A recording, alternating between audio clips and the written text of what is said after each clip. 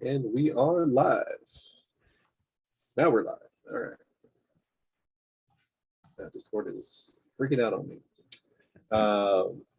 Yeah, so today is April 5th, 2022. It's disabled voice. Okay, let me unmute myself in Discord. And do the announcements. I am going to Facebook, opening up that stream.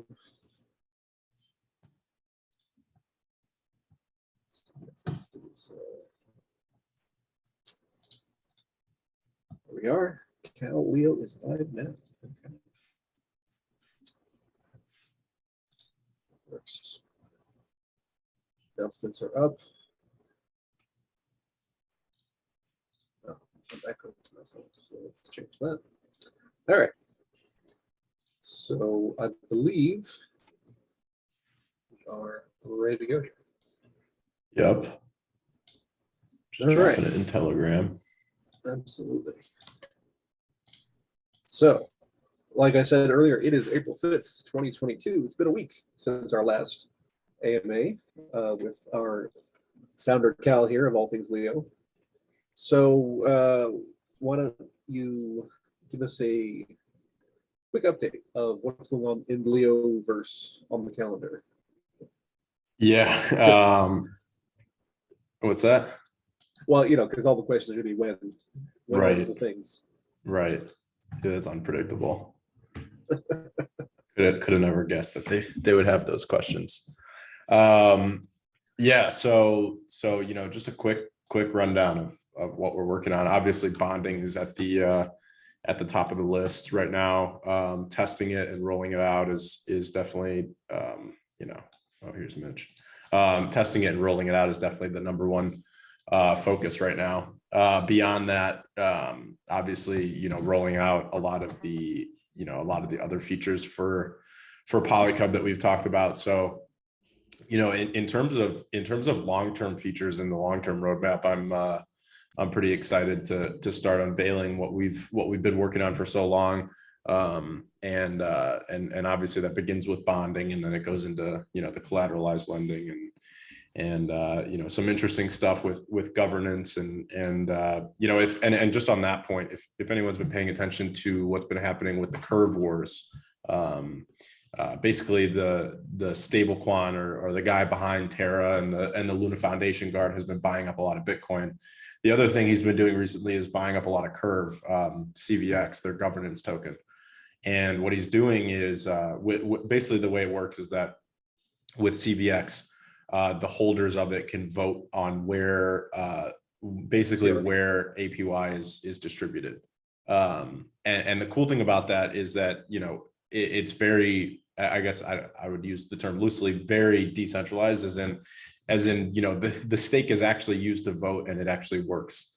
So essentially whoever has the stake is voting on where that allocation goes. So counterpoint, that is true, but the concentrations of CRP are so extreme that there's like 3 people that are making decisions. Right. So that's, you know, and that's kind of the interesting thing, is that 3 people are making it, but it's not necessarily the people who created the platform. It's people like Stablecoin who have come out and said that he wants to essentially, you know, with UST, he wants UST to be the biggest pool. So that's why he's essentially buying this massive stake in Curve and trying to control the governance. So this has created like this Curve whale war where you know, some people think that DAI is gonna die, and other people think that you know, it won't.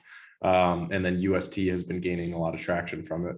So, you know, my whole point with that is, you know, if you go back, I don't even know how long ago, but if you go back like 7-8 months ago, I was talking about CUB as a governance token and what we would, because essentially a lot of people are looking for more utility for CUB and now for PolyCUB as well.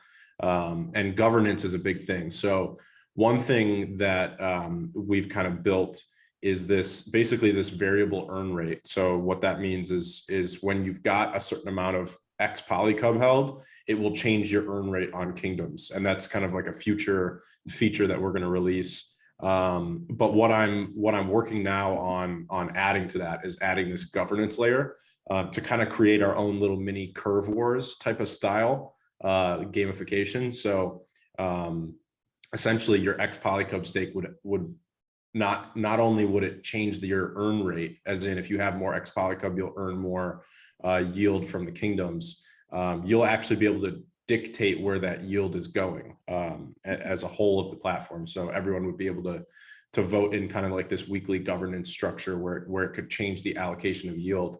And this is kind of like, and I've taken a lot of points from Addicted and his content lately. I think a lot of people are familiar with his bashing of the PolyCUB launch and how everything went. But you know, with criticism comes actual, you know, constructive feedback sometimes.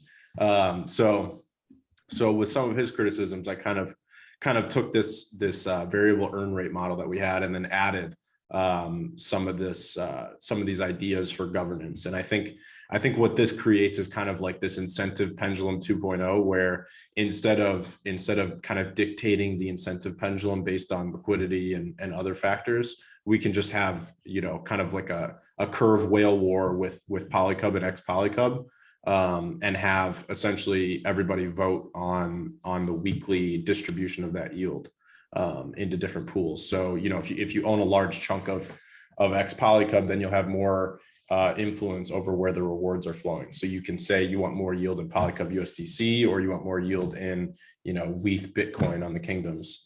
And I do think it could be very interesting. Obviously it can have, you know, kind of that effect of curve where you've got these whales kind of concentrating on the platform. But I think what's going to be interesting about that is basically creating that X PolyCUB war and having kind of people fight for a bigger stake. And then obviously lowering the distribution on X PolyCUB and then raising it on farms and stuff to create more liquidity. But then obviously having that deep utility on X PolyCUB. So the key, and if you read some of the latest content, the key is creating deep utility and scarcity for PolyCUB. So PolyCUB already has scarcity because there's never going to be more than like 7.2 million roughly. And then it has utility through X PolyCUB, and that utility is going to grow with things like collateralized lending and variable earn rate, and then the governance structure. So really the roadmap for PolyCUB is just based around adding more utilities to something that is already scarce. And that's really where we're headed with everything on PolyCUB. And then outside of PolyCUB and kind of looking more broadly, we've hired on 2 new developers in the last couple of weeks, and we've onboarded them into working on LeoMobile. There's one dev working on LeoMobile and Leo Desktop, kind of working on this dual framework. And then the other dev is working on the DeFi stuff. So he's making docs right now for all of the smart contracts that run PolyCUB, and essentially kind of setting up the framework for the future of what we're doing. So a lot of this stuff, like with governance and stuff, is essentially what he's going to end up working on. So that's kind of where we're at with onboarding. I think it's what we've been onboarding in terms of onboarding devs to the team. Yeah. You know, with the governance idea of allocating yield to different pools, like what happens if, you know, in the bonding, you know, the protocol owned liquidity ends up being the majority of the PolyCUB pools. So then it would seem like the X PolyCUB whales would allocate yield away from that because they're not going to be in it. Right. So would that have like a negative effect on that? No, I don't think so. And you know, kind of 2 points on that. The first point is that, you know, and something that Addicted has talked about, which is that if we create these bonds for PolyCUB USDC and PolyCUB WETH that are basically too deeply incentivized, it's going to take a lot out of X PolyCUB and kind of create a liquidity crisis on PolyCUB potentially. Obviously, the game theory, it kind of works out with that, where when one whale puts some money into that bond, it's going to go down in ROI, and then it kind of removes that incentive entirely. So basically the bonding is focused more on building protocol owned liquidity in non-PolyCUB assets. And there's a lot of reasons for that, but you know, non-PolyCUB assets to the treasury are even more valuable than PolyCUB assets. Just because of the way that the treasury works with earning yield and buying back PolyCUB in the long run. So the treasury is really going to be focused more on those kingdoms assets, and bonding, WETH Bitcoin for PolyCUB, for example. And then the second point is, the whales could allocate yield away from, obviously they will allocate yield away from pools that they aren't in, and they'll allocate it toward pools that they are in. But what that hopefully causes is kind of this game theory mechanic where, they're allocating yield into pools that they're in, but then it's causing them to have to keep buying more PolyCUB in order to keep their same influence on the platform. And then another whale can step in and start buying PolyCUB. Like say PolyCUB dips, and then some whale comes in and says, okay, well now's my opportunity to buy a huge stake in PolyCUB and basically rip control away and push yield into a certain pool that I like. So I think it kind of creates this interesting dynamic. And then obviously when you've got the PolyCUB price going up from these whales kind of battling over control, it increases yield to every pool on the platform, because obviously the price goes up, and APY kind of has that variable included, which has a lot to do with price of PolyCUB. So like if the PolyCUB price quadruples right now, then the APY and all these pools quadruples. So it's kind of how that game theory is expected to play out. My Discord just crashed. It's different. So okay. Yeah, I mean that all sounds good. I'm looking forward to it. So when will then be now? Soon. Soon.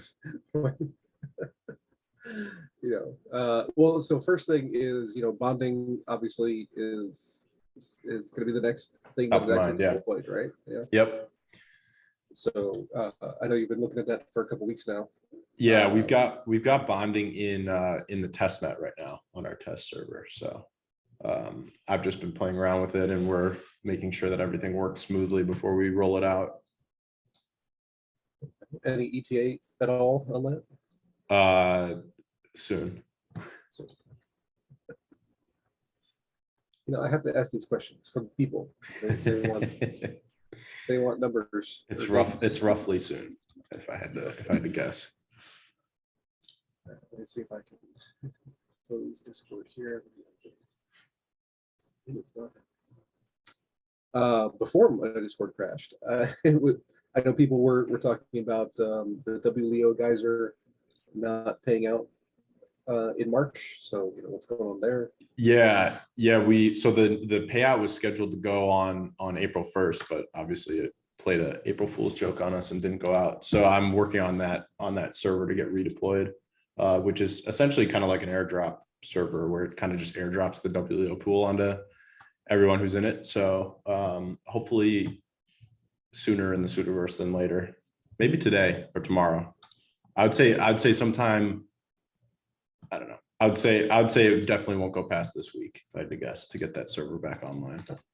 Definitely won't if I had to guess. Okay. Definitely won't if I had to guess. Just to be completely transparent and accurate, definitely won't if I had to guess. Okay. That's my very clear as mud answer. Yeah. Interesting stuff. So what's the current status of LeoBridge? Any problems or things going through? Is wrapping working? Manual wrapping versus automatic wrapping? Yeah. So manual wrapping is working.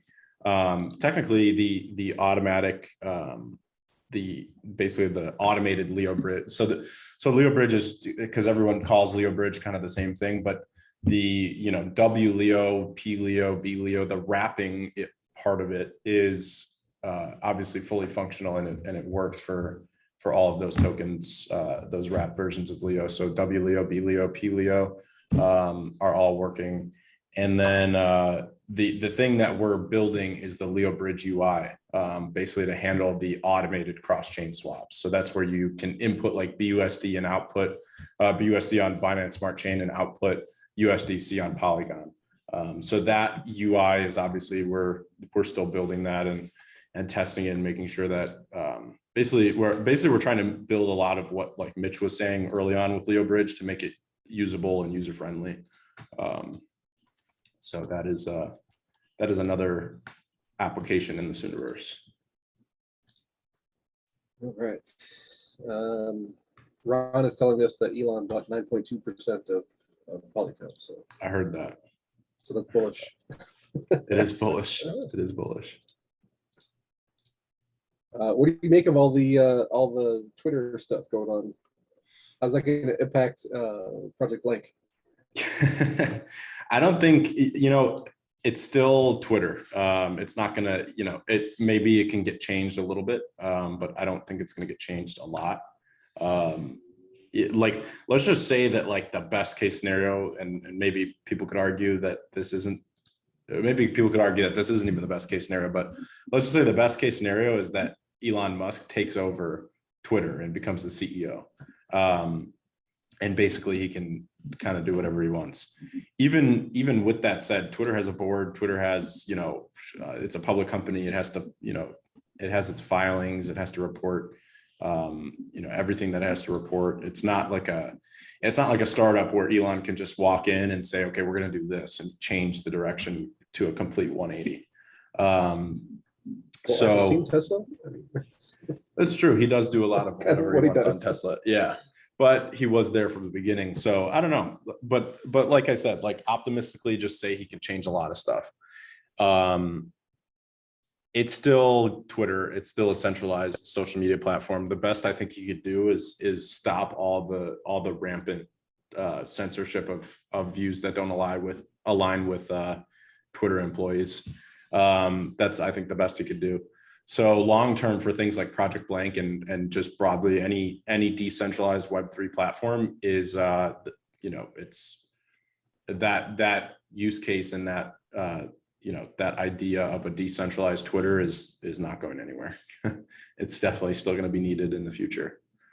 I do think it's interesting that he could potentially do a takeover or whatever he's going to do with it. But I actually posted a TikTok about that. Let's see.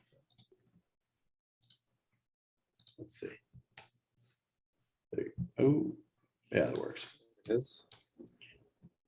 And I used, so this is a new thing, actually, just kind of tying it back to Leo. This is a new thing I've been doing on the TikTok with the head of growth. She had this idea to do LeoFinance articles in the background as like a green screen. And then I just basically talk about the article. So she just kind of preps an article for me that has like news in it. So if you are a Leo author, cover the crypto news. We'll cover any financial news at all. And you will have a very good shot at getting featured in Cal TikToks, which will probably get you. Can people submit for that, or is it just up to the curators to find it on their own? Well, she's doing the curating for the TikTok stuff, at least. If you want to submit it, you could just DM me and I'll have her kind of look at my DM. Luckily now I'm not the only one looking at my DMs, so you can DM me, or I don't know. Actually do this. Tag it with CalTalk, KHALTOK. If you put that in the tags, in the article, in the post that you make, if you put that in the tags, then we'll keep an eye on that tag. Alrighty. That'll work, actually. And this will be, yeah, that's actually a good idea.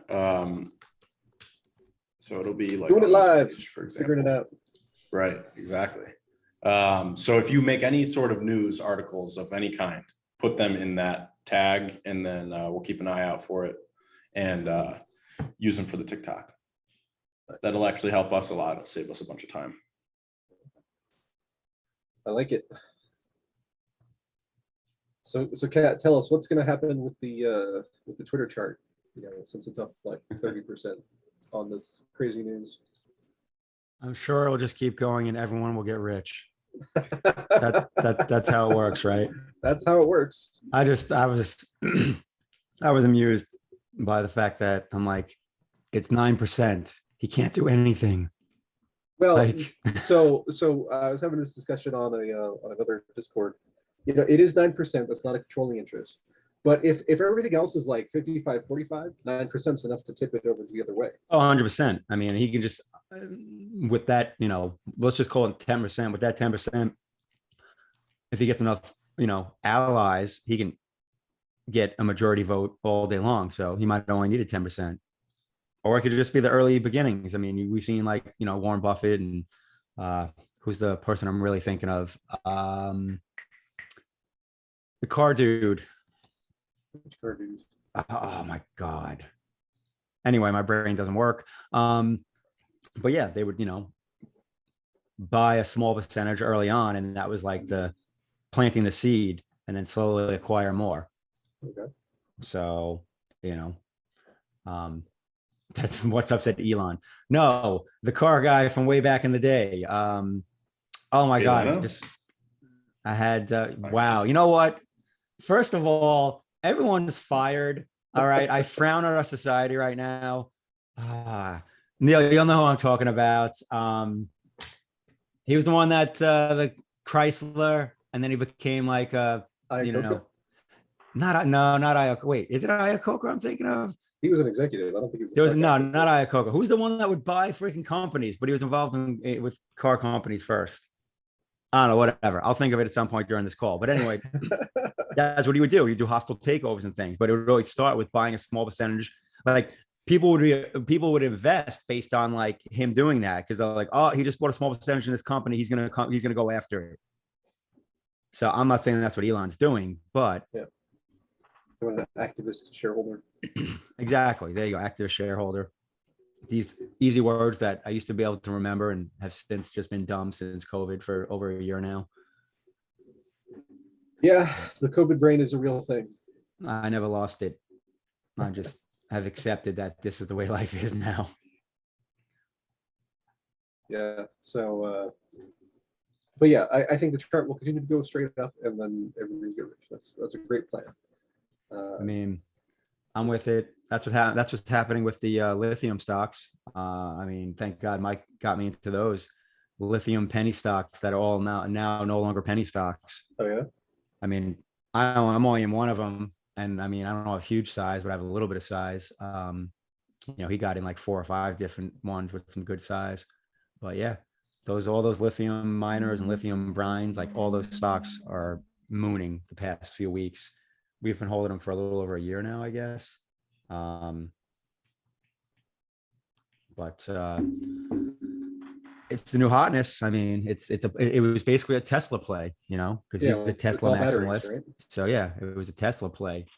So yeah, all those lithium brine stocks have been mooning. Awesome. But I have 0 TradFi assets anymore. There you go. Cal, you still doing your options? I am, yeah. How's that going? You promised us a long time ago a daily digest kind of thing for your options positions. Yeah, I do think it would be fun. I've just gotten busy, but I would like to do that, because I don't trade that much. Like, I mean, I've talked about this a couple of times, but like the trading really looks like, I log in, right before the market opens. I'm probably trading for less than 45 minutes now every day. And I just kind of go through my positions, set a few new ones, and then I log out. But yeah, I mean, it's going pretty well. I like averaging probably like 25% a year, so far this like year to date. If you kind of extrapolate year to date to the whole year. But yeah, I would like to do a little show, and I think it would be fun just every morning, kind of Monday through Friday. I'd just jump on for like 30 minutes or something, and just run through, what I'm doing, and just kind of engage with some people in chat, kind of like a streamer. But we'll see. Probably in this universe. Someday. Man, yeah. So I was actually talking to one of my whale friends yesterday about all things crypto and whatnot, and there's a lot of stuff going on in the trying to bring crypto to the masses kind of field. So he was talking about he's involved with some financial products, trying to get those off the ground and kind of incorporating DAO type structures into these traditional type spaces. So what do you see for, not super long term, but in the next like couple of years? Do you think crypto is going to make a lot of inroads? Well, let me put that one other way. So I saw a chart just this morning on Twitter of like percentage of people in countries that own crypto, and the US was 20%. Now that may be true that 20% of individuals or 20% of households have some kind of crypto, but what that actually means is I have $50 with a Doge or Bitcoin or whatever. They're not in crypto like the way we are doing decentralized applications and decentralized finance and all this kind of stuff. So how do you see the market adoption of the wider world of crypto coming to the mainstream? I think I think it's pretty safe to say that crypto is not going anywhere. Like a lot of people think that, at least if you go back a couple of years ago, people were saying that crypto was a fad and it was going to disappear, kind of like the internet in the 90s, and how news anchors, those famous videos of the news anchors. Yeah. Those famous videos of the news anchors talking about how the internet wasn't going to work and stuff like that. And now look at us, having video calls on Zoom with, dozens of people watching live, and then recordings going up on every platform. It's pretty clear that the internet won and that crypto is gonna win if it hasn't already started showing that it's winning already.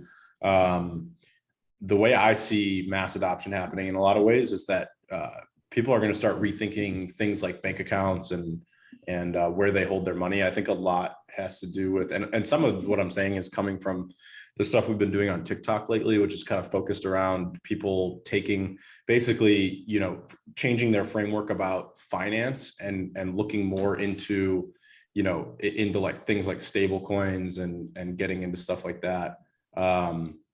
What's kind of funny to see is we started doing these with the head of growth. We started doing these TikToks where we stitch other people's TikToks with their horrifyingly terrible financial advice, and then I basically rip it apart and debunk it. So like here's like an example of that. But like this guy, for example, said, and I'll get around to my point about mass adoption, but this guy basically said that everybody aged 18 to 25 needs $10,000 in their checking account. He said your first goal in finance should be to put $10,000 in your checking account so that you don't have to worry about your bills and stuff. And I basically just say that, if it were me and I were making my first $10,000, I would put it into a stablecoin pool and make 8 to 20% a year on that money, because let's just, like, if you're getting your first $10,000 in a checking account, clearly you're working like a normal person job. You're not staking crypto like Neil and just claiming your harvest every day. So you're sitting there working a normal job. So instead of trading all your time for money, you need to start learning how to make your money make you more money.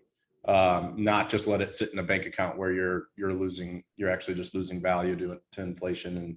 And really the main point for me is that if I were 18 to 25 and made my first $10,000 and put it in a checking account, I would just spend it right away. I'd go buy a Rolex or something stupid. Because you don't want to just have money burning a hole in your pocket. There's a reason why that's a famous saying. So my circular point to mass adoption is that I think most people are going to start rethinking these normal financial things and where they're putting their money and how it's working for them. And they're going to start looking at crypto solutions for that. And obviously that's just one part of it. And it's obviously the part that's closest to me, which is DeFi. But then you have all the other stuff like NFTs and trading collectibles, and all the people that used to trade sneakers and baseball cards are now trading NFTs and crypto. And they're using, Ethereum and other blockchains and cryptocurrencies to do that. So mass adoption is going to come in a lot of different ways for different groups, but I see the financial applications as being kind of the key. Yep. Going forward. Yeah. So from your description, I'm thinking that this guy is really saying have an emergency fund, and you're saying have an emergency fund, but don't be stupid about it. Put it into something that earns. Yeah. And yeah. So I mean, I agree with both of those. It's interesting. So that is actually what I do, because I follow profit first methodology for my business, where money comes into one account and then I split it out into 4 different buckets. One is operations expenses, one is profit, which is why it's called profit first, my own pay, and then savings for taxes. And the the profit and the tax savings accounts are kind of holding places. So, I don't want to just have them sitting there doing nothing. I actually take those, and they are in a PolyCUB right now. They were in Cub before, just in the stablecoin pools, because they're US dollar based liabilities, where I'm gonna have to pay taxes in US dollars and stuff. So it worked out actually really well this year in that. So I filed my own taxes, and I had a decent sized tax bill. But because of the earnings along the way, I've actually doubled the amount in my tax savings, portfolio, with the earnings that, compared to how much taxes I ended up having to pay. So then the excess just becomes more profit. And I actually rolled that into my main portfolio about a month ago. So yeah, I agree. Make your money work for you. Don't let it just sit there. Yeah, I mean, inflation is for sure gonna take you out if you just sit there. Yeah. Isn't staking in stable pools the safety fund? Well, for me, yeah. Yeah. That is the new safety fund. I have I mean, it is for I have me. zero. The only money that is literally in my checking account is debt that I use to pay bills. Yeah.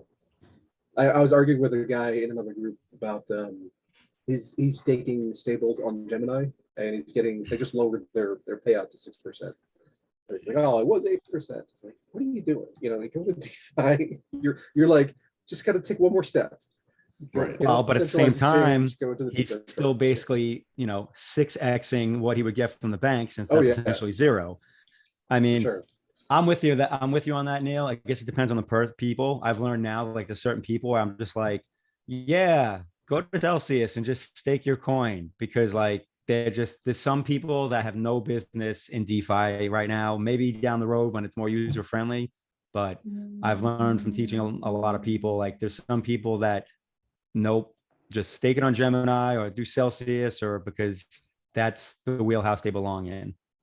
That's fair. Or give your money to someone else to manage it.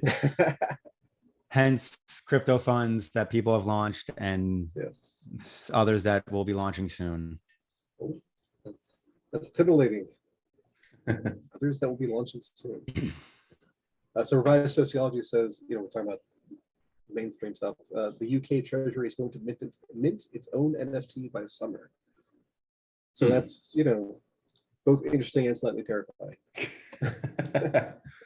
Is that anything like the Ukraine NFT? I don't know. First time hearing about it right here. Like, what in the world is the UK Treasury going to have an NFT of? It's like, here's all the value we stole from you through inflation. No more details as yet. So when excuse me, when LeoLine NFTs, when HBD on PolyCUB, when all those little things that you've announced over the past couple months. Yeah, we'll talk about NFTs later when we get closer to that. But the HBD pools that I know, I talked about on Twitter and kind of polled people to see if they wanted them. We're working on those, and they are in the near term Sooniverse. Yeah.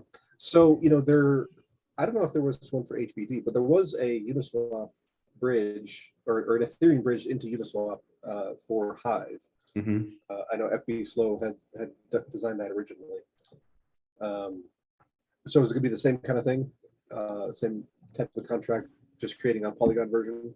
Very similar. It's going to work a lot more like the BLeo, PLeo contracts, and basically the setup we've got there with the cold wallets and hot wallets, obviously for security.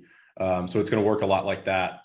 And it's going to be, there's a couple of things that are really interesting about this HBD pool. So obviously it's going to be a farm on PolyCUB, and it'll have its own yield.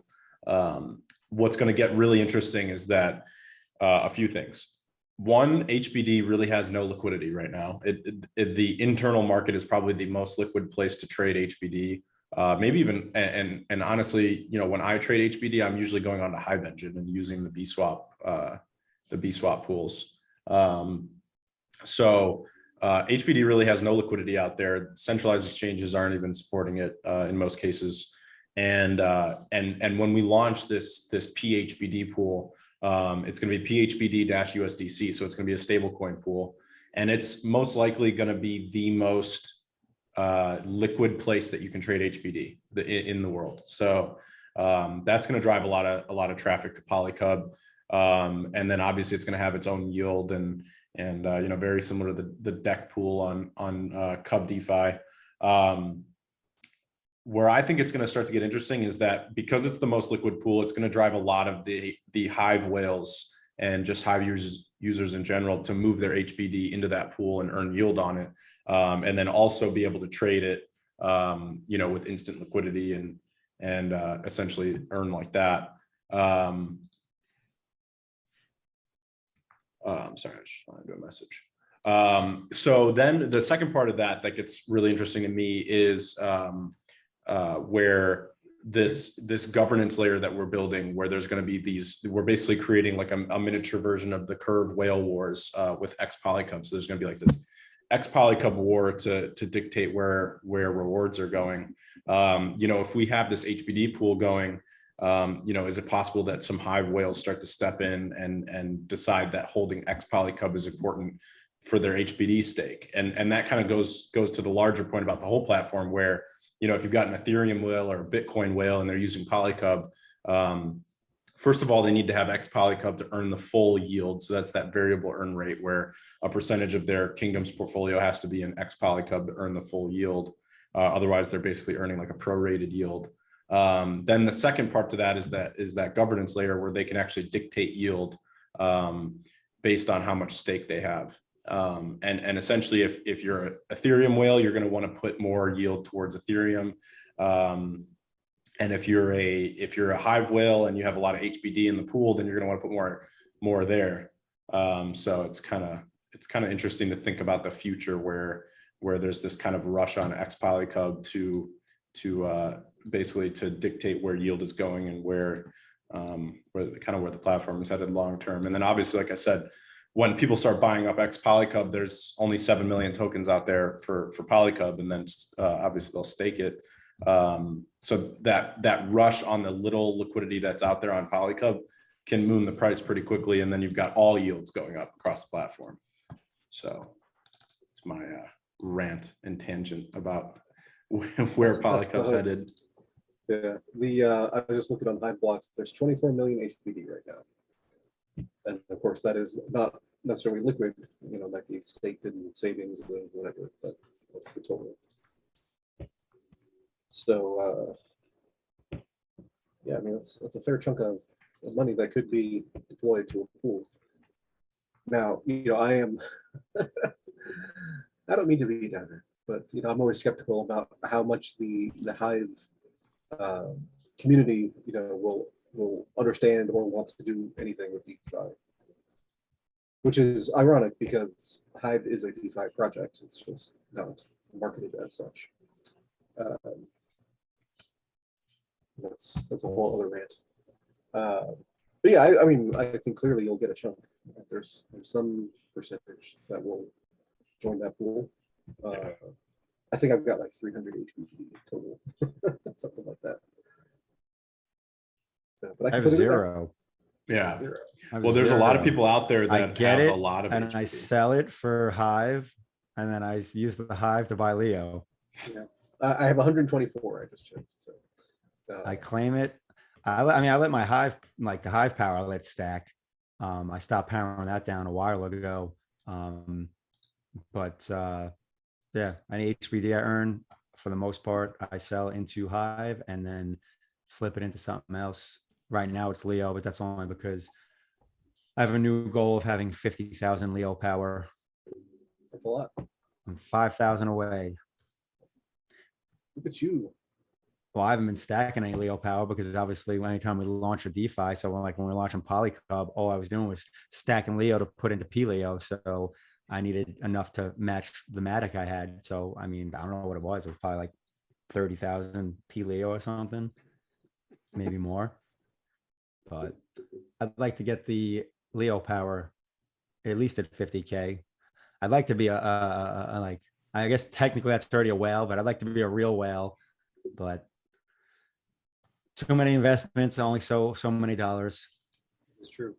I mean, and the reality is like having LeoPower is awesome and all, but is that the best place for my return? Maybe, maybe not. What's the APR on curated these days? Last I heard is like 16%. Yeah, I think I it's somewhere don't- between 17 and 20 right now, because obviously a Mine's lot of Leo definitely moved not. into Pelio. My curating is not efficient. My APR is severely lacking. But that's what happens when you do too much manual. I got to set up some more auto votes. There you go. I have some set up, but apparently it's not enough because if I miss, like if I don't manually curate for like 24 hours, when I get to it, I'll be sitting at like 100%. So whoever the handful of people I'm trailing clearly aren't posting enough. Well, what you should do is you can set it up so that when you reach, say like 99% voting power, it will start following a trail automatically. So you could like trail Ooh, I didn't Taskmaster know or that. something. Yeah, you can trail Was Taskmaster. not So aware. if you're actively voting and keeping it below 99%, then it will never auto vote. But if then, you're out of town at a conference or something, then it'll, and you go up to 100%, it'll just vote when Taskmaster votes, for example. That's cool. I didn't know they had that additional feature. I just knew there was the threshold on the usage, but not on the upside. Yeah. That's cool. So speaking of conferences, I hear there's one coming up. Yeah, Bitcoin 2022. So we're going to be doing, and Mitch kind of took the lead on setting this up, geofenced advertising at Bitcoin 2022. So basically we'll be advertising Leo to everybody that's attending that conference in, the radius of the conference. So you basically know that everyone who's in the targeting is crypto interested, at least. Or they Aren't they all know. Mexies there though? Potentially, yeah, potentially.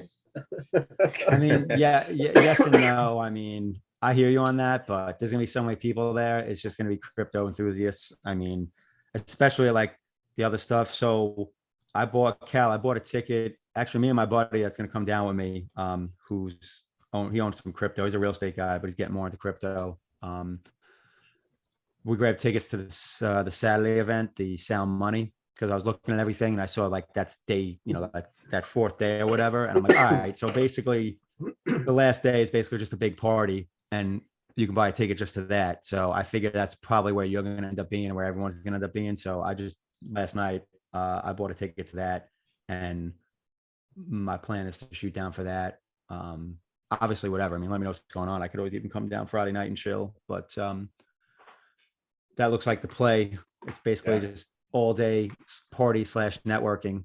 And in the end, that's the most important part of the whole entire event, any event you go to, the most important part is the networking. Yep.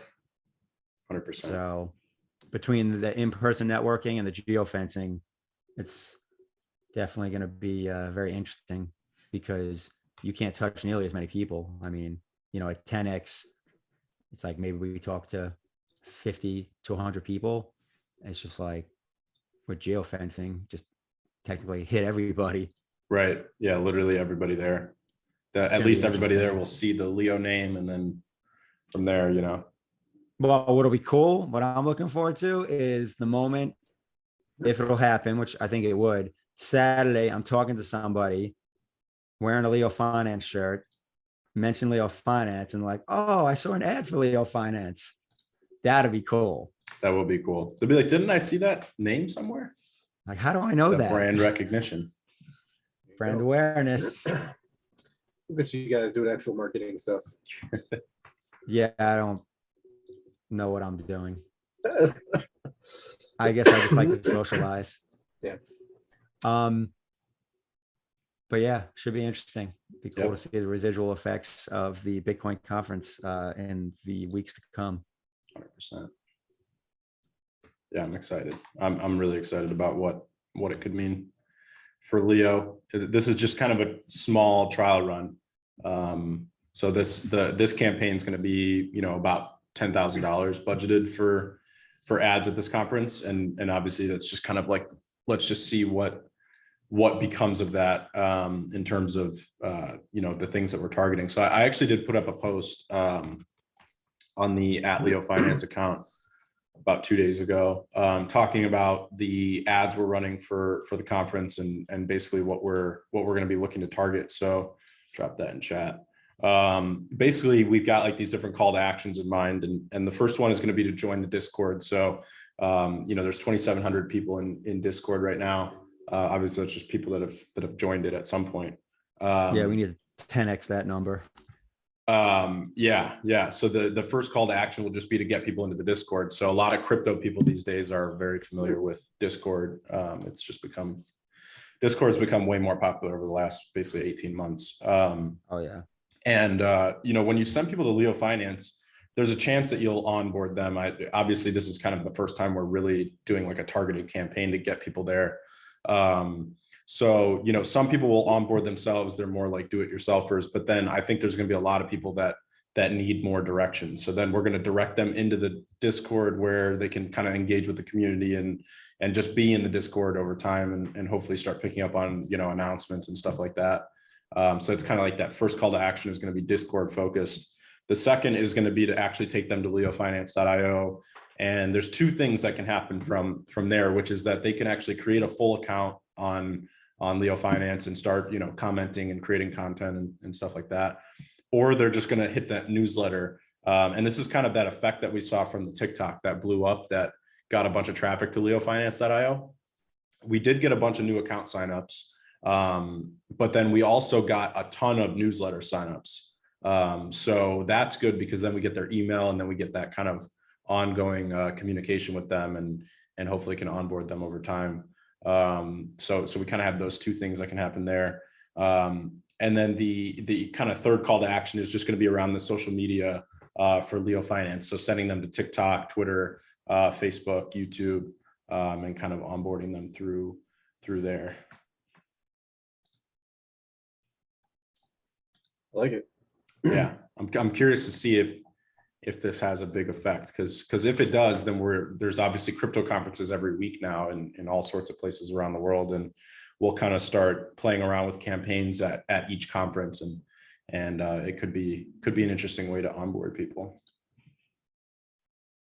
Yeah, I mean, I'm getting people in various chats talking to me like there was NFT Dubai was a week or two ago. Oh, it's nonstop. And then there's London, and then there's I mean, there's an NFT conference going on in Miami as we speak. there you go.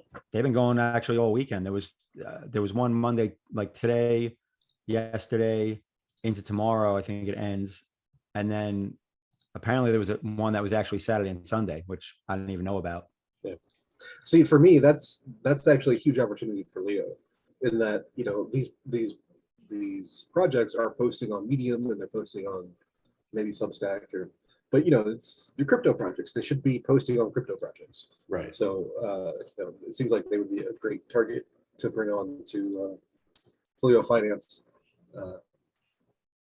You might need some alternative UI kind of elements to make that work. So like we talked about the community pages, way back when.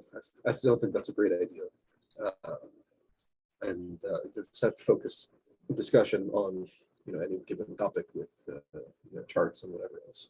I'm surprised it doesn't happen more often. I mean, there's been projects where I've told them like, you should be posting on LeoFinance. I was like, it's another outlet, it's more eyeballs, and then they just don't do it. I don't know if they're unimpressed or what it is. I think who was it? It was the NFT project Block Stars. I don't know how I stumbled across it early, but I was talking to I don't know, like I guess their lead mod or whatever it was, and I told them like, you guys should create a Block Stars account on LeoFinance and be posting about this project on LeoFinance. I'm like, it's an NFT project on the Solana blockchain. It's something different. I was like, it's more eyeballs. I did a post about the project once because I bought some NFTs in it, but I think you make a good point, Neil, about not only just individuals but actual crypto projects posting on LeoFinance. I mean, it's just like, you're going to post everywhere else. Why not get the word out somewhere else. Obviously, when our user base gets bigger, it's much easier to sell. Sure. It's like, oh, you know, whatever. It's like you say, you know, whatever, a couple thousand active users, people don't get excited. You say, you know, 10,000, 20,000, then it's like, oh shit, wait, what? Yeah. It's like a chicken and an egg. Yep. Exactly. So it's like it's no different than crypto in a whole, right? No one wants to buy Bitcoin when it's going down and it's near 30, but then when it pops up to 48, oh shit, hold on, I gotta get Bitcoin. Yeah. It's like, no, asshole, you're supposed to buy it at 30 when you were hating on it. This crypto stuff's a scam. Yeah. Well, you know, that's just human nature, I think. Yeah, same thing with stocks. I mean, we actually had this conversation yesterday on the Alchemist mentorship call.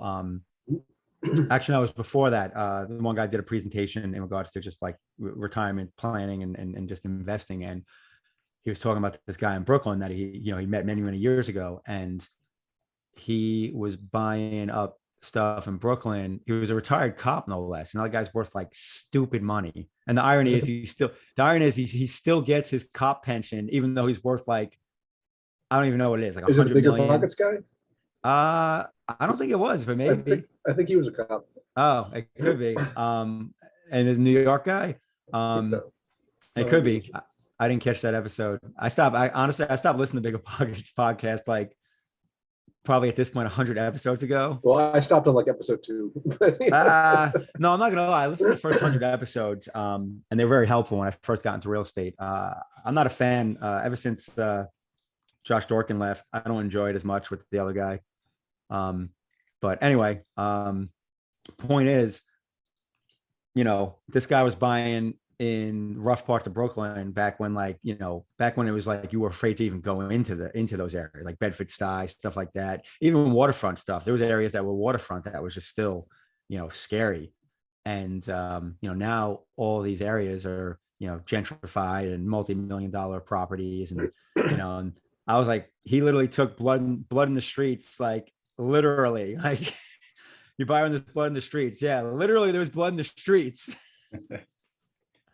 Like it was war zones. Yeah. But here we are 30 years later or whatever it is. But that's also the problem. No one wants to wait decades. And real estate moves slow. Crypto, you could probably do the same thing the fun part is you can probably do the same thing in crypto in 5 to 10 years. And even that, crypto heads are like, wait, what? I don't want to wait that long. Yeah, that's for sure. I was aware of Bitcoin super early, and yeah. I did some like desktop mining kind of stuff, but I never really went heavy into the mining because I realized, and correctly, that mining is an arms race, right? Because you have to continually reinvest into more and better equipment in order to keep up. So I said, it's not worth it because any profits you get, you'll just spend on equipment. What I did not see at the time was, like that is overcome by the market gains, and obviously that only works if the market gains appear. But yes, I didn't have the confidence in it. That makes sense. You're looking at it more as a fixed, like a fixed return. It's like, all right, this is an arms race, and it's basically a diminishing return. Right. But like you said, it gets offset with price going up, and I mean. You're going from 5 cents to $50,000. I mean, that's, I don't think anyone no difference. Yeah, no one can anticipate that. I mean, 5 cents to 50,000, but even if you do like your wildest dreams type returns, you're not saying 50,000 probably. No. So, we got a couple questions in Discord. I think I'll start with the quick, easy one that one Alpha just asked, and he said, "Where is Geyser?" Where is Geyser? Yeah, we answered that. Yeah, but soon. It'll be it's processing. It's processing. He missed it, and apparently I was multitasking at the time it was answered. So it's processing. Yep. Right on. In that case, where is my airdrop? I had the airdrop just fine this week. I was fine every single day up until Saturday was the first time where it didn't populate. Like the button lights up, but then it never populates. I tried all the tricks, nothing helped. I was like, whatever, I'll check tomorrow. And then when I checked tomorrow, which was whatever day before, then it was fine. And then today I got it again. So I don't know. For some reason, it's like an every other day thing out of nowhere for me the last like 4 or 5 days. Yeah, if you try sitting on, and a lot of it has to do with Polygon. Polygon's been super slow the last couple of days, but basically, like, the way I've seen it is that sometimes it won't populate right away, but if you sit on the page for like 10 minutes, it eventually just shows up on the. I've had that Because in it the just past keeps too, yeah. the API just keeps retrying. Yeah. No, it's been sitting showing 0 for a good hour and a half now, but I'm not really sweating it. I always give everything a day. If tomorrow I don't have my double stack, then at that point I can start whining. I can start throwing wins. Or just refreshing everything. But anyway, Rolly Rob's got some interesting questions here. I'm not sure exactly what they are because I wasn't paying attention earlier. So is it about a month in? What is it now? About a month in, and your initial reference to hundreds of Monte Carlo simulations. Am I remembering that right? What is your view with how the PolyCUB launch is going now that it is out in the wild? Also, how do you view its effect on Cub? Yeah, so when we we spent so much time building PolyCUB that we had a lot of time to basically predict what would happen and how it would play out. And I would say it's played out a lot differently than in a lot of ways than expected. Kind of one of the big ones is how X PolyCUB turned out, and how much capital moved in there, and just how powerful the X PolyCUB vault is, and especially how it was in the beginning. So it's kind of played out in this interesting way. And then obviously, with bonding kind of on the horizon, it's going to be, building this protocol and liquidity, I think, is going to change the way that people view, DeFi in general, but especially with PolyCUB. It's if you look at PolyCUB right now, it's got like a $1.5 million market cap. And if you assume a reasonable amount of bonding, then that essentially that whole market cap is going to be swallowed up in terms of dollar for dollar with protocol and liquidity. And then people start realizing that, and they realize that the risk-free value is essentially at the current price. And then from there, you've got that long-term yield being generated and buying PolyCUB and throwing it back into the LP pool. So I think we're still very early on in this little experiment that is PolyCUB. And we're going to have to kind of see long-term how it shakes out. But like I said, the idea behind scarcity and long-term utility is exactly how we planned it, which is that there's only going to be about 7 million PolyCUB that exist, and when you combine that with the governance layer, with the variable earn rate, with the collateralized lending, it all gets swallowed up in the end, and I do think it's going to play out kind of like a Bitcoin type of price over the long run, where you just kind of see it slowly tick up over the years, over the decades to come. As Mitch said, we need to teach crypto people to wait decades. That's where if you held Bitcoin for a decade, look at where you'd be at right now. So you crushed it, which again is still faster than pretty much almost any other option. Actually, I shouldn't say that. I guess if you bought real estate in 2010, 2011, you absolutely crushed it, but that's not your typical result. Yeah, I'm up about 5x on my house that I bought in 2011. That's badass. 2011. That was just dumb luck. Literally, 2011 was like the best year to buy a house in like the past 100 years. Wish I bought more. Yeah, I didn't stop buying until 2014, and even 2014 treated me well. Yeah. But it is what it is. I'm assuming he is referring to the bridge, and book is a typo. Stever82 said, when will the book be updated to wrap Leo to Pelio? I think he means the white book. Oh, okay. I don't know. He's clarifying. No, the doc has a page for it. Oh, gotcha. So just the tutorial. Yeah, there's still a lot of it is still updating for the blank. white book. Okay, so yeah, Still he was talking blank. about the white book. It's a preview of Project Blank right there. It is. It's blank, but not that blank. That is funny. Yeah. So with PolyCUB going the way it has been, so month 1 is in the books. Would you agree that the distribution phase is over? now that we're down to one? Yeah, PolyCUB per I wouldn't say it's over. I would say that we're still kind of, I mean, even at one PolyCUB per block, you know, the block time on Polygon is about 2.2 seconds. So I would say that early kind of crazy distribution phase is over. But we're still kind of in this mode. I mean, if you're staking X PolyCUB, you're making 1700% right now APY. So you know, it's definitely still kind of in this early day stage. But what we did see, which was kind of expected in terms of, and that kind of goes to Rolly Rob's question, is that when we did drop to one PolyCUB per block, we saw kind of everything just flatten out. So now we're kind of at that stability stage where you know the price isn't moving very much ever since we dropped to one per block. And I saw Rollin said in a private chat that you know he saw that the bottom is in for PolyCUB. So it's kind of interesting to see that we made it through that distribution phase where everything's really crazy. There's so many new tokens coming on the market, and it kind of crashes the price. But then you know we flatten out now that the token distribution is mostly out there. You know, like 80% done, and then now it's more about you know getting your hands on the last. What is it? The last 2 million PolyCUB that will ever be mined over the next couple months. So the best time to mine PolyCUB was 4 weeks ago. The second best time is now.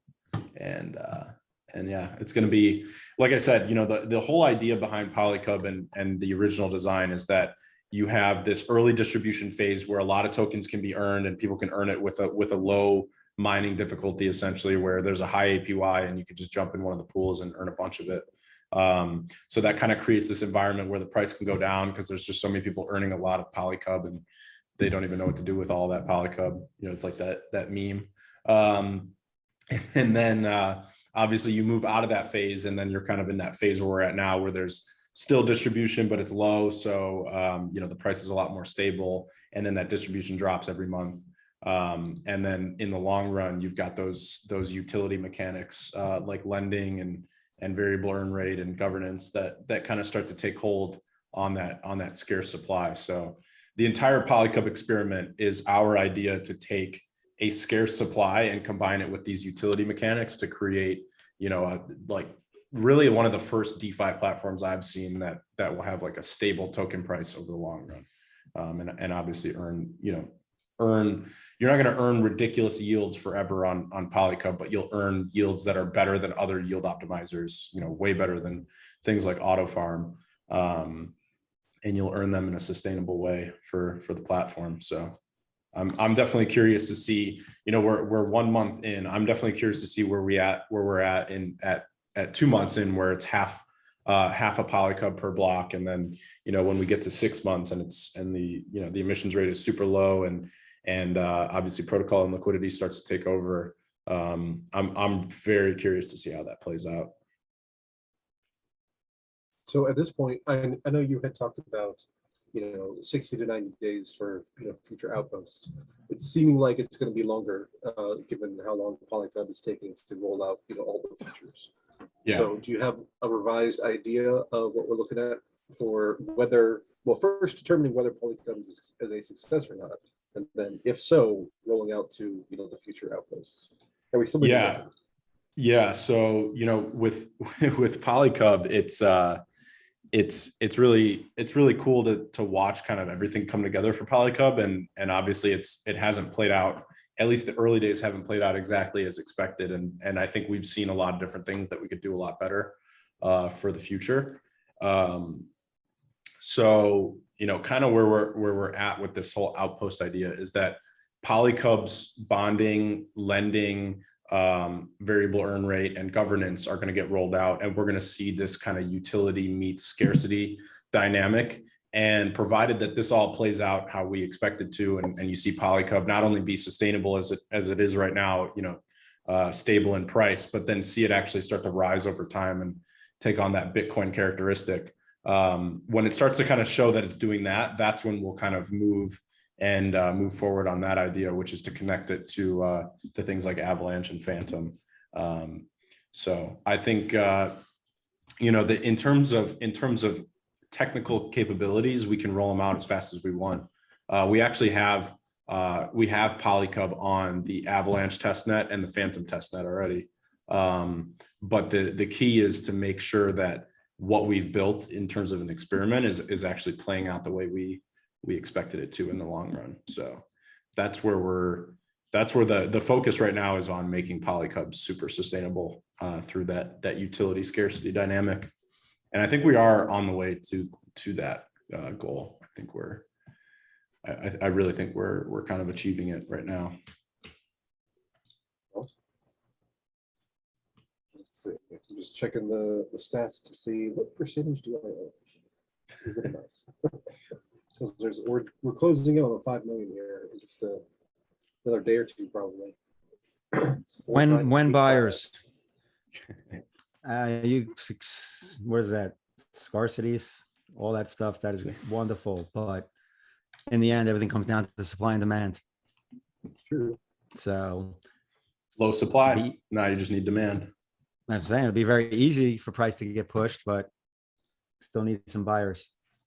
Yeah, that's where the utility comes in. So you get enough utility, you get enough of a reason to hold it with things like the governance and lending, and then you all systems go for the moon.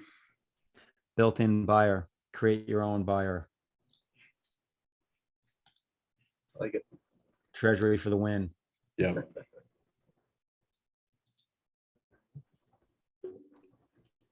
Well, I think we are getting through all the questions. I haven't really been paying attention to any of the other. I jumped in, I checked Facebook real quick. There wasn't anything in there. And then otherwise I'm just looking at Discord. I didn't think about it. We have what, the other YouTube channel? Is that streaming? That's not streaming yet. We need more subscribers and views, because they don't unlock live streaming until you have like a certain, I don't remember if it's views or subscribers, but Gotcha. if you want LeoFinance to be streaming on YouTube again, go to the new YouTube channel and subscribe to it. And So watch is the that videos. the official replacement at this point?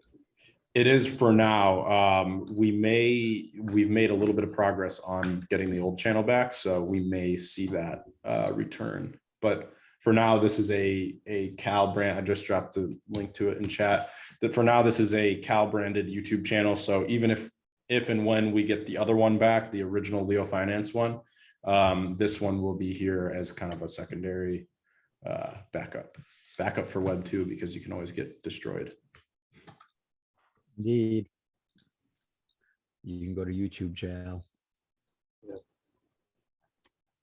Did you guys see the tweet by Jack Dorsey the other day saying it's like, oh, the internet has become this centralized mess, and I'm sorry about that. Yeah, sorry for my part in that. That's basically what he My said. bad. I effed up. Sorry. Yeah, I mean, well, I think it was a necessary stage, actually, because the technology just didn't exist to do a decentralized platforms before. No. But now it's become the 800-pound gorilla that we have to assassinate. Pretty much. Yeah. Create your own monster. My free BTC said, will we see bonding live before the end of the week? You will see it live in the Sooniverse.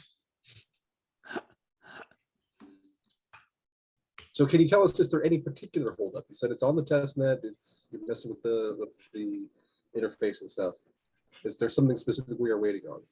Yeah, the main thing we're waiting on is so there's the way that bonding works is that you can claim it over 7 days, so you don't have to wait the full 7 days to claim.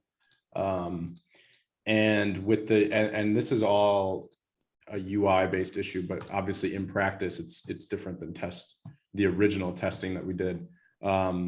So right now I'm basically just testing this 7-day claim to make sure that it's working properly.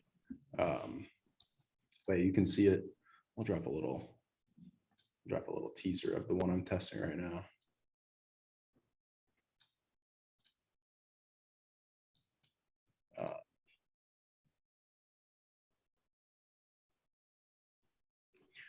Just making sure there's nothing I don't want to show.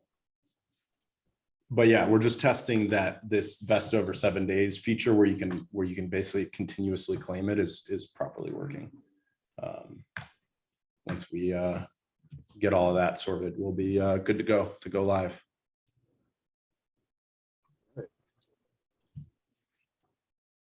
Nice. So the real question is, do you have a t-shirt with a QR code on it for the Bitcoin conference? I do not, but we do need to get those made. Dude, it worked out at 10X. Walter and his girl were wearing one. I wore one for one of the You had the days, QR and codes on it? yeah, in fact, he Wow. did a QR code on the front and on the back, Wow, I like that. which was smart because I mean, sometimes like you're wearing the lanyard with the name thing or whatever, so that blocked the front one, so you had the back. Or you could still wear, like, you know, later that night they had the quote unquote block party, you could wear a sport coat and the front one was still visible with the back one. I was like, interesting, I didn't think to put it front and back. I thought it was tacky at first, then I was like, actually it's kind of genius. And that was what was even more genius was he's like 5'7" and his girl's like 5'2". So like, let's give a t-shirt to the 6'4" guy and he can be our walking billboard. And that's basically what happened. No one was scanning them, they were scanning me. So I don't was the one on the back like take up the whole back? No, it doesn't take up the whole back, but it's big enough. I mean, it's not obnoxiously big, but it's I would make it obnoxious. it looks like the size it should be. It's not like small, it's like good size. You know, it looks like something that should be on the back of a shirt. And that was for Alchemist Nation. Yeah, that was for his Alchemist Nation stuff at 10X. So I wore that. What was that, Saturday? We all wore it. But yeah, I had several people scanning me. Sometimes people would just walk up behind me and scan my back. Yeah. That's what it's there for. It's funny. So yeah, and it just made it easier too, because like when you talk to someone about it, like you don't have to exchange anything, just scan my shirt. Yeah, it's true. So Such a boomer. I would have to figure out how to scan QR codes. damn, Neil, why really? I Just actually am open ahead of the you. camera app. I'm ahead of you on something. Yeah, I have an app for it. I don't know how to do it with my camera app. I have an app that I use for it, like a QR scan. On iPhones, they added it so that on the normal like camera app, you just hold down over a QR code, it'll scan it. Yeah, yeah. Now it says I look for QR on my phone. Now it says scan QR codes in camera. There you go. Yeah, me and my Android, me and my old Android don't have those capabilities yet. Yeah, I upgraded. I upgrade my phone to like something that's 3 models old. I'm always like, I don't like to like this is as big as I want to have a phone. Like the phones are way too big now. It's not a phone, it's a phablet. Yeah, you know, I had a buddy of mine who had one of the early generation phablets. I think it was one of the Notes. Yep. Just enormous. But it came in handy. He actually saved the wedding with it one time. There you go. Yeah, the preacher didn't show up to the wedding. It's like he got the time wrong or something. You had one job. One job, and he screwed it up. But it was at this historic house kind of thing, and the owners of the house who were around because they managed the catering and the bar and everything while events are going on. The husband of the couple had actually become an officiant just in case something happened. And this was the first time something actually happened. But he's 70 something and half blind, so he couldn't read the vows on a regular phone. So my buddy says, "Oh, try this." It's like 3 times bigger. And I say, "Oh yeah, I can read this." Okay. In large print. So he was able to read the ceremony to the happy couple. That's awesome. That's crazy. Save the day. Save the day. So one time out of the past like 12 years, it has come in handy. You never know. But you You never know. never know. No, I mean, and for stuff like that, I mean, just in terms of everything when you're looking at pictures, anything, like obviously the bigger screen is always better, but I just like being able to one hand, like I can hold this in one hand and for the most part, I can reach everything. Yep. But everyone's got their preferences. At some point, I know I'm gonna have to upgrade to a phone that's, larger than what I have now. Boo. I will Only never cult. iPhone. I will Only never. cult. I will never, ever, ever, ever. Perfect Ever. phone. Perfect. I am the nope. Android for life. See, I have an Android and an iPhone, and Well, it just Cal's doesn't a even baller with compare. Same thing with like G. He's got 2 phones. He's got an Android and an iPhone, and they got their pros and cons. Android gives They you more do. freedom, although that's starting to change. That is starting to change. That's what I used to like about it, though, because iPhone was really like the reason it was so popular is because it was built for the masses. You know what I mean? It was built for the normies, and Android gave you more flexibility. So like people that were, I guess, leveled up from normie and wanted some control, they enjoyed Android. But I've seen that trend also changing, which I guess it has to, because in the end, the money's not in, the people that are more technical. The money's in the normies. That's where the masses are. Yep. Ease of use. That's why everyone sells out. I remember that was a thing growing up. It's like, oh, he sold out. Now it's like, that's not even a thing anymore. This is like, no one even says that anymore. Like selling out, like, no, that's how you win. That's how it's looked at now. I'm kind of disappointed I grew up in that era where like that was a thing. All it did was make me less money. I don't know. I don't really talk to the youth these days. Just go on Cal's the TikTok. only guy I talk to. Cal's your youth. I keep talking. Well, see, the thing is, Neil, I'm surprised because being in crypto, you think it would be more and more. I mean, the 2 guys that run that crypto fund, they launched it last year. They're like 27 and 24. So like because of crypto, I keep getting more and more friends in their 20s, and I just keep getting older. Yeah, it's I don't know. A lot of the crypto people I talk to are my age, our age, 40 something. Interesting. I mean, it's more of the the very boring investor type, I guess, rather than the. Yeah, it's a different demographic, and it makes sense because they're in a different place. I mean, when we were in our 20s, we were, hustling and start new projects and get involved in new projects and all that stuff. Now, like, I guess we do that, but we do it more so just from an investor standpoint. Yeah. Like I'm not, in my 20s, like, hell yeah, let's launch a crypto project. Now I'm just like, oh, hell no, I'm not doing all that work. Yeah, rich enough to be lazy, I guess, is the goal. I think, well, I'm trying to get there. I'm already being lazy, but I ain't rich enough for it yet. Well, I've been saying for the past couple weeks, we need one more 2x in crypto. Yes. Or just a 10x in all things Leo related. That'll work too. Which is why. So Cal, when are we going to be rich? Right. When 10x? I don't know. Probably when all cats free marketing work pays it off. I'm doing what I can.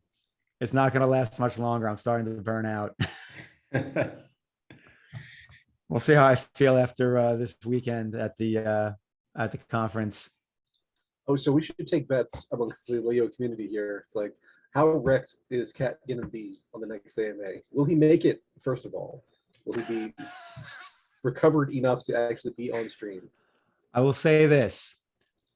I was at 10X. That was a three-day event. I was only at it for about 2. I showed up at the basically end of day Friday and just did networking Friday night. I did Saturday. Sunday, I didn't even show up until it was over. And then I networked for like 4 hours after. Actually, who am I kidding? We networked for like 8 hours. So even with big breaks in only 2 days, I still lost my voice and couldn't even speak on Monday. So I don't know. I mean, because I'm only going down to Miami for Saturday as of right now. So I think I'll be all right. It depends on what happens. I don't know what get into Saturday night after the event, and if there's any after stuff on Sunday. You never know where the weekend will take you and who you're going to meet. That is true. But no, I think I'll be all right. I'm coming down Saturday and put in work on Saturday and call it a day. Right. So I don't know. We'll see what ballers Cal meets. Yeah. So my bet is going to be you will be on stream. You'll barely be able to talk and be half asleep. That's my prediction. I'm gonna bet against that and say I will be on the call. My voice will be 90% there, Okay. and I will not be half asleep. All right. But this is going with current plan. We'll see what happens. Listen, if I'm banged up on Tuesday, that means it was a very fruitful and productive weekend. Let's call it fruitful and productive. So we'll see. Well, anything can happen. Cal could hit me up on Friday and be like, bro, you need to come down. After hours Friday. We're going to whatever. There's an after party at XYZ. So come down, rock them. I got multiple LeoFinance shirts now, so I'm good for multiple days. Like that.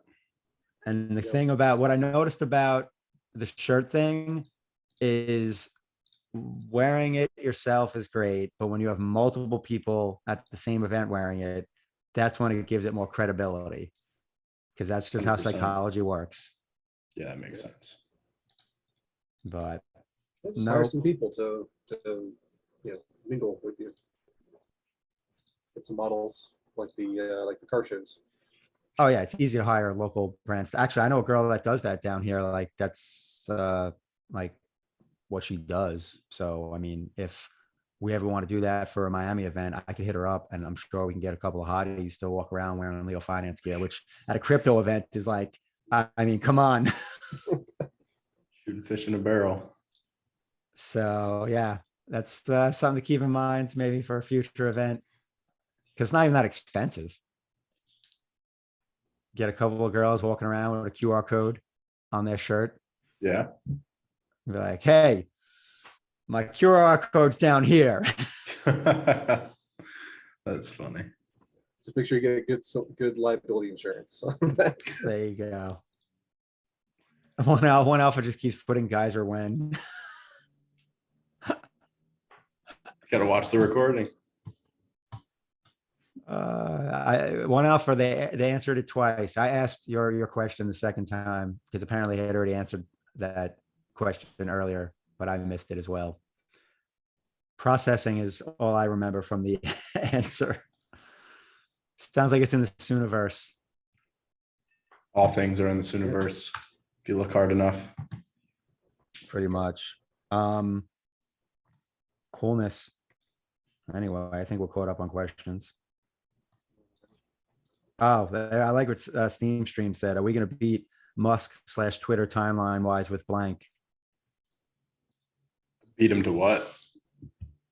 Apparently, like, isn't there like a crypto Twitter being launched or something? I mean, they added like NFTs or something to Twitter. Yeah, they did. This other project blanks out there. There's like, it's not like Leo's the only one trying to do crypto Twitter. There's a lot of people that are working on that right now. So yeah, we're just the ones doing it the best way. It's not going to. I'd be surprised if we're first to market, but in the end, it doesn't matter if you're first. It matters if you can get the most engagement. Well, the all of the previously implemented versions have all suffered from gas. Basically, nobody wants to pay even microtransactions for posting on socials. So no one's going to pay gas for any of those. So it has to be, and that might be the difference maker. In the end, Hive might be the answer, the win for all the hate that Hive gets sometimes. Hive might end up being the savior when it comes to crypto Twitter. Could be. Although I'm not sure. We'll see what happens with workload and resource credits and all that. Yeah, I actually had to power up some Hive yesterday and the day before for my Splinterlands accounts. Wow, so you have like legit like no Hive anymore, huh? I mean, I have very little. I'm running a lot of accounts, so there's that. This is true. Which I'm gonna have to ask you offline. I definitely have some questions in regards to syndication fund thing, because if I go that route, which I'm leaning toward instead of partnering up with these other guys, the win with that is most of that money is going to go into all things LeoFinance DeFi projects. So that's a way faster way for me to be able to get money in as opposed to just onboarding people. which is Yep. another reason why I'm leaning towards just doing my own thing. As the syndication format, probably as a product under Alchemist Nation, because then that's additional marketing, so to speak, or Yep. capital being driven. That works. Synergies, embrace them. I'm trying to do that more. All right. Well, I don't know about you guys, but I'm good to wrap it up here. Yeah, I agree. we're all caught up. All righty. Crypto in general has just been going sideways for the last week, so it's just been. Bitcoin technically looks good though. It broke resistance. It came back. It's testing it. So on a technical charting aspect, Bitcoin is actually looking very constructive. I've been seeing a lot of people point out the MACD, crossover on I forget which moving averages they were using, but people are bullish, which makes me hesitant. Oh, bullish from the MACD. Well, I mean, actually, you know what? I actually started using the stochastics RSI. And honestly, right now, well, on the hourly, it's oversold. On the daily, we're not overbought at all. We're actually like mid towards lower mid of the range. So, and RSI is not even technically overbought. It's, close to the mid. So I love the fact that it's consolidating right here at what was prior resistance is now support. It's actually looking pretty constructive. So I just added to my try crypto PolyCUB pool this morning. So I jumped in that. I finally jumped in that pool. I don't know when it was, at least a few weeks ago, but it was when we were, still in that range. So I don't know if that's been good or bad for me in terms of having less Bitcoin. If Bitcoin's gone up, I assume that means I have less. Theoretically. Although Ethereum went up pretty well. So maybe I just have more USDC. Could be. Sad face. So sad. Anywho. All right. We'll catch you guys next All week. right. So that'll be the 12th. And PolyCUB, ex-PolyCUB ratio is going to be 20 here in just a little bit. And we'll see if Cat survives the weekend. So. All right, guys. We'll catch you next week. Have a good one. See ya.